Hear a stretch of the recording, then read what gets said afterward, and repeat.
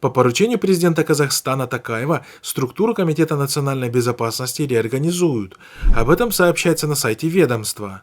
Во исполнение поручений главы государства, озвученных 11 января на пленарном заседании Мажилиса и 27 января на заседании Совета безопасности, Комитетом национальной безопасности начата работа по переформатированию деятельности ведомства, говорится в официальном пресс-релизе.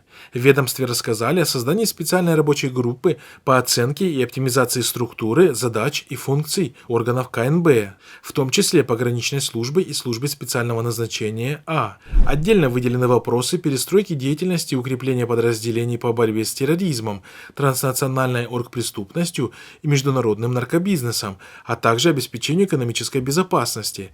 Выработаны меры по усилению боеготовности личного состава, говорится в сообщении.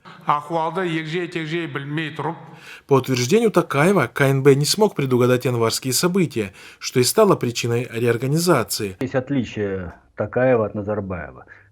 Однако эксперты отмечают, что истинная причина совершенно иная. Токаеву элементарно нужно провести основательную чистку рядов сотрудников КНБ, чтобы отсеять нелояльных и внедрить лояльных лично ему силовиков. Реорганизация спецслужб является типичной практикой после смены власти в странах Центральной Азии.